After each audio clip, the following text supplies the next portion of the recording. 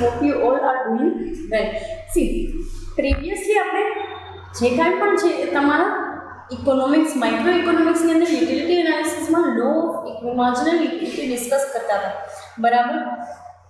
એની અંદર આપણે law as well as definitions discuss કરેલી અને મેં તમને ફોર્મ્યુલા સમજાવેલું કે દરેક જે કાંઈ પણ વસ્તુ છે એની યુટિલિટી અને એને ડિવાઇડેડ પ્રાઇસ કરતાં તમને એનું આઉટકમ જે છે ને એ ઇક્વલ થવું જોઈએ, ત્યારે તમારી માર્જિનલ યુટિલિટી ઓફ મની જે છે ને એ ઇક્વલ ફોર્મેટની અંદર આવશે.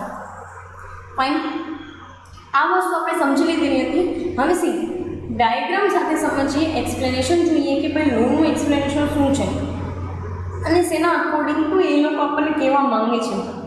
ફાઇન, સી તમને છે ને અહીંયા આખે આખો એક tabular format as well as એના 3 ડાયાગ્રામ આપેલા છે, બરાબર. અને પછી એની અઝમ્પશન્સ એઝ વેલ એઝ આપણે લિમિટેશન્સ જોઈશું. Fine, let us discuss. Suppose the consumer has 100 two spend after 3 commodities and price of each unit is 10. Different utilities are given in the following table. હવે એ લોકોએ તમને કહી શું દીધું કે કન્ઝ્યુમર છે ને 100 રૂપિયાનું સ્પેન્ડિંગ કરવાનું છે 3 કોમોડિટી ઉપર અને ત્રણેય કોમોડિટીની પ્રાઇસ 10 રૂપીસ છે. નાઉ what you have to do is you have to measure out and compare the utility of each product at the price. Fine, તમારે દરેક જે છે એ પ્રાઇસે તમારે એ વસ્તુની યુટિલિટીને કમ્પેર કરવાની છે. હવે દરેક વખતે તમને છે ને 10 રૂપિયાની સિમ્પલી એ મેનરની અંદર તમને પ્રાઇસ આપેલી છે. હવે 10 રૂપિયાની પ્રાઇસે કેટલા યુનિટે 10ની માર્જિનલ યુટિલિટી તમને રિસીવ થાય છે. ફાઇન, જોઈ લઈએ.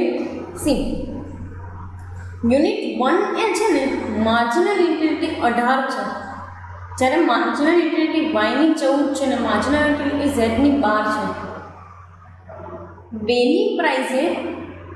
બેના યુનિટે તમને 16, 12 અને 10 આવી રીતની માર્જિનલ યુટિલિટી મળે છે એક્સ, વાય અને ઝેડની અંદર. 3 યુનિટે 14, 10 અને 8ની માર્જિનલ યુટિલિટી મળે છે. 4ના યુનિટે 12, 8 અને 6 જેટલી માર્જિનલ યુટિલિટી મળે છે એક્સ, વાય અને ઝેડની. 5 યુનિટે 10, 6 અને 4 જેટલી અને 6 યુનિટે 8, 4 અને 2 જેટલી. જોવાનું તમારે એ છે કે કયા યુનિટે તમને 10 જેટલી માર્જિનલ યુટિલિટી અથવા તો પ્રાઇસ જેટલી ઇક્વલ યુટિલિટી તમને મળે છે. સમજો છો મારી વસ્તુ? ઇક્વિ માર્જિનલ યુટિલિટી એટલે શું? તો કે 10ની પ્રાઇસ જ બધા ઉપર 10, 10, 10 સ્પેન્ડ કરતાં તમને ક્યારેય એના જેટલી જ યુટિલિટી તમને મળે છે.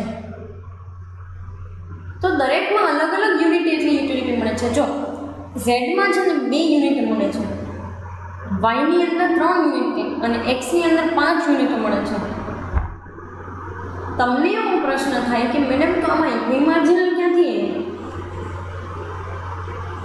તમને એવો ક્વેશ્ચન થાય કે મેડમ તો આમાં ઇક્વિ માર્જિનલ ક્યાંથી આવે?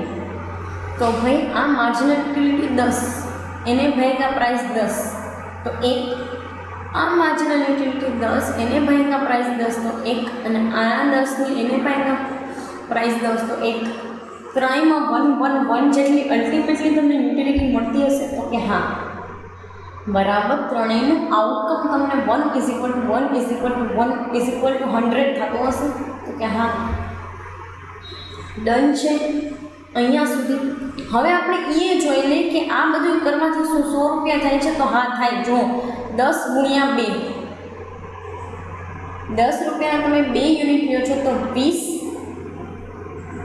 ટોટલ પ્રાઇસ 20 રૂપિયા. 10 રૂપિયાના તમે 30 યુનિટ લ્યો છો, 3 યુનિટ લ્યો છો તો 30 રૂપિયા. યસ. 10 રૂપિયાના 5 યુનિટ લ્યો છો તો તમને 50 રૂપિયા. Yes. Then your budget will be 100. 50 + 30 + 20 થઈ ગયું બજેટ 100. બિલકુલ, વાય નોટ? બરાબર. તો બજેટ 100 રૂપિયા જેટલું થઈ ગયું. હા, 20 રૂપિયા ઝેડના, 30 રૂપિયા વાયના અને 50 રૂપિયા એક્સના. તો 50 + 30 + 20 બજેટ 100 થઈ ગયું. અહીંયા તમે 10 / 10 કરો તો 1, 10 / 10 કરો તો 1 અને 10 / 10 કરો તો 1. તો 1 = 1 = 1 = 100નું બજેટ થઈ ગયું. Yes. So this shows your equi marginal utility. બરાબર, આ વસ્તુ તમારી ઇક્વિ માર્જિનલ યુટિલિટી બતાડે છે. એક વસ્તુ હંમેશા યાદ રાખવાની કે whenever you are writing this question you have to write here marginal utility of x, marginal utility of y and marginal utility of z. Please do not mention here any kind of price. અહીંયા તમને ક્યાંય price આપવામાં આવી નથી. as you are measuring out the equi marginal utility, તો પ્રાઇસની તો અત્યારે આપણે જરૂર નથી. પ્રાઇસ માટે ખાલી અહીંયા ખાલી કીધેલું છે. ફરી પાછું તમને સમજાવું છું એની એ વસ્તુ. અહીંયા તમને કીધું છે કે સપોઝ 100 રૂપિયા સ્પેન્ડ કરવાના છે કન્ઝ્યુમરે અને દરેક કોમોડિટી ઉપર 10 રૂપિયા જે છે એને સ્પેન્ડ કરવાના હોય, તો કેવા યુનિટ અને યુટિલિટીનું કોમ્બિનેશનથી 100 રૂપિયાનું બજેટ બની શકે? બરાબર, કેવા યુટિલિટી અને યુનિટના કોમ્બિનેશનથી એ 100 રૂપિયાનું બજેટ બની શકે? તો અહીંયા એ લોકોએ કહ્યું કે છે ને એ લોકોએ 10-10 રૂપિયાનું સ્પેન્ડ કરવાનું હતું અને સિમ્પલી એ લોકોએ 10-10 રૂપિયા જે છે ને 10-10 એ લોકોની યુટિલિટી હોવી જોઈએ. નાઉ they are spending 10 rupees over x, so 10 divided by 10 is equal to 1. 10 rupees over the y, 10 divided by 10 is equal to 1. 10 rupees over the z, then 10 divided by 10 is equal to 1. Yes, is equal to 100 rupees થવા જોઈએ. તો કે હા, કેવી રીતે થશે? તો કે 10 ગુણ્યા 2 તો 20 રૂપિયા ઝેડના, 10 ગુણ્યા 3 તો 30 રૂપિયા વાયના, અને 10 ગુણ્યા 5 તો 50 રૂપિયા એક્સના. તો 50 + 30 + 20 ઇઝ ઇક્વલ ટુ 100 થઈ ગયું. બજેટ આવી ગયું તમારું. હા, એ આપણું ટોટલ સ્પેન્ડિંગ હતું. તો કે હા, આ 100 સુધીનું. તો કે હા, અહીંયા 1 is equal to 1 is equal to 1 is equal to 100 થઈ ગયું. તો કે હા, એટલે તમે જુઓ તો કે તમને ક્વોન્ટિટી એટલે કે યુટિલિટીનું તમને જે મળવું જોઈતું હતું ને ઇન ટર્મ્સ ઓફ ક્વોન્ટિટી, એ પણ તમને મળ્યું ને ઇન ટર્મ્સ ઓફ પ્રાઇસ એ પણ તમને મળી ગયું. Fine. Now let S C the diagram જોઈ લઈએ કે એની અંદર કેવી રીતે આપેલું છે. એમાં એક્સ એક્સિસ ઉપર તમને વસ્તુઓ એટલે કે કમોડિટીઝ આપેલી છે અને વાય એક્સિસ ઉપર તમને યુટિલિટી આપેલી છે. ફાઇન. એક્સ એક્સિસ ઉપર કમોડિટીઝ અને વાય એક્સિસ ઉપર યુટિલિટી. સી અહીંયા 1 2 3 4 5 અને 6 અહીંયા જેટલા પણ કમોડિટીઝ છે એ બરાબર. એક્સ માટે તમે 5 યુનિટ જે છે એ 10 રૂપિયાની પ્રાઇસ તો કોન્સ્ટન્ટ છે ને બધામાં 10 10 10. સ્પેન્ડિંગ આપણું બધા વસ્તુ ઉપર કોન્સ્ટન્ટ છે. તો કે હા, 10 રૂપીસ 10 રૂપીસ 10 રૂપીસ. તો 5 યુનિટ લેશો ને ત્યારે એક્સનું કોમ્બિનેશન બનશે. ડન છે અહીંયા? યસ. 3 યુનિટે છે ને 30 રૂપિયાના ભાગે વાયનું કોમ્બિનેશન બનશે અને 2 યુનિટે 10 રૂપિયાના ભાગે ઝેડનું કોમ્બિનેશન બનશે. તો થઈ ગયું X Y Z. 5 units 3 units 2 units. Done છે.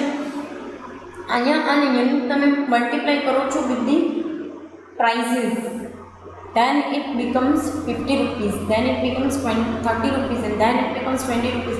Then it totally, if we are totaling it out, 50 plus 30 plus 20, then it becomes 100 rupees particular budget of the consumer. Done છે અહીંયા કન્ઝ્યુમરનું 100 રૂપિયાનું બજેટ. તો કે હા, ફાઇન. અહીંયા સુધી ક્લિયર છે? તો કે હા. હવે જોઈએ અસમ્પશન ઓફ ધી લો. જેવી રીતે આપણે પ્રીવિયસલી ડિમિનાઇઝિંગ માર્જિનલ યુટિલિટીની અસમ્પશન્સ જોઈ હતી, એ જ રીતે આપણે અસમ્પશન્સ જોશું પર્ટિક્યુલરલી લોની. કયા? તો કે ઇક્વિમાર્જિનલ લોન. ઇક્વિમાર્જિનલ લોનના સેન્સમાં તમને અમુક અસમ્પશન્સ આપેલી છે. જોઈએ શું કહે છે. તો કે consumer is wise and intelligent. Yes, every time consumer is wise, and that's why consumer is making this combination. You can see here કે આ કોમ્બિનેશન ક્યાંથી આવે છે. ફાઇન. તો એક કોમ્બિનેશન જે કંઈ પણ છે એ પર્ટિક્યુલરલી એક રેશનાલિટીના બેસિસ ઉપર આવે છે. and there you can see these kind of budget allocation to 10 10 10 units, 10 10 10 utilities and 2 3 and 5 units. Fine. તો કહેવાનું એ લોકોએ એવી રીતે કીધું છે કે ભાઈ અઝમ્પશન આપણે રાખીએ છીએ કે કન્ઝ્યુમર રેશનલી બિહેવ કરશે, તટસ્થ રીતે વર્તશે અને એ અકોર્ડિંગ ટુ ચાલશે. એ અકોર્ડિંગ ટુ ચાલશે અને એના લીધે કન્ઝ્યુમર આવું કોમ્બિનેશન પણ બનાવી શકશે. ઓરિજિનલી આવું કાંઈ હોતું નથી. ઓરિજિનલી આપણે છે ને આપણી જરૂરિયાતો પ્રમાણે અને આપણી ઇમિડિયેટ નીડ પ્રમાણે આપણું પરચેસિંગ હોય. જેમ કે માની લો અત્યારે તમારી પાસે 100 રૂપિયા છે અને તમારી ઇમિડિયેટ નીડ છે કે તમારે અત્યારે બધી દુકાનો બંધ થઈ ગઈ છે, રાત્રિના 11 વાગી ગયા છે, તમારે 1 લીટર દૂધ જોઈએ છે. જે કોઈ પણ ડેરીવાળો ખુલ્લો હશે એ તમારી પાસેથી 50 રૂપિયા ચાર્જ કરવાને બદલે એના 1 લીટર દૂધના 100 રૂપિયા ચાર્જ કરશે ને than and then also you will buy. તોય તમે એ વસ્તુનું બાઇંગ કરશો, બરાબર. તોય તમે 50નું લીટરના બદલે 100નું લીટર દૂધ લઈ આવશો. ત્યાં ઇમિડિયેટ નીડ છે એટલા માટે. ઓરિજિનલી કન્ઝ્યુમર ક્યારેય wise and intelligently or rationally behave નથી કરતો. They are always behaving upon their immediate needs, immediate necessities. Fine. તમે હંમેશા, તમે હોય કે હું હોય, આપણે હંમેશા જે છે ને આપણે ઇમિડિયેટ નીડ અકોર્ડિંગ ટુ જ બાઇંગ સેલિંગ કરતા હોઈએ છીએ ઓર ડિમાન્ડ કરીએ છીએ માર્કેટની નથી વસ્તુઓ. ફાઇન. નેક્સ્ટ તમને કીધું છે habits, desires, preferences remains constant. ક્યારેય નથી હોતા. અને આના સેન્સમાં તો હું તમને એટલું મેજર કોન્ટ્રાડિક્શન આપી શકું ને કે તમે વિચારતા થઈ જશો કે મેડમ તમારી વાત સાચી છે. ક્યારેય કોઈ પ્રેફરન્સીસ, ડિઝાયર્સ કે હેબિટ્સ ઉપર આપણું સ્પેન્ડિંગ છે ને એ ઇક્વિ માર્જિનલ વેની અંદર હોતું જ નથી. નેવર. ક્યારેય તમે દિવાળી ઉપર કપડાં લેવા જાઓ છો, અથવા તો દિવાળી તો શું, તમે ક્યારેય બી કપડાં લેવા જાઓ છો અને તમને ગમતા કપડાં હોય ને તો તમે એના 50 રૂપિયા કે 100 રૂપિયા વધારે આપી દો છો, બરાબર. તો in that case our fashion or our desires we never give a single thought to price or budget allocation. આપણે ક્યારેય એક નાનો એવો વિચાર પણ નથી આપતા આ પ્રાઇસ એલોકેશનની કે બજેટની. શું કામ? Desire for purchasing those things. અને આના કરતાં વધારે તમને એક પ્રેફરન્સ કહી દઉં. હવે તમારે છે ને તમારા માટે અત્યારે પ્રેફરન્સની વસ્તુ હશે તમારો હાથમાં રહેલો Android smartphone. Because you want to watch it out these videos. Yes, તમે આ વિડીયોઝ જોવા માંગો છો. યસ. અને એ વિડીયોઝ અત્યારે તમારા માટે સૌથી વધારે પ્રિફરેબલ મીડિયમ અથવા તો પ્રેફરન્સ, મોટો પ્રેફરન્સ કહી શકાય. કારણ કે તમારી પાસે તમે કોલેજ અહીંયા આવી શકો એમ નથી.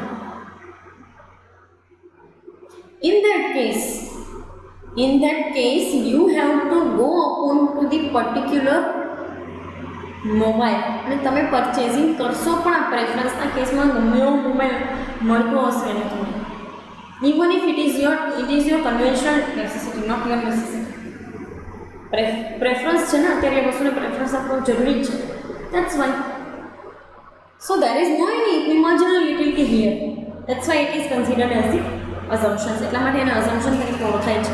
લિમિટેશનમાં બી આ વસ્તુ જોશું. Consumer has a limited income to spend. આ વસ્તુ સાચી છે.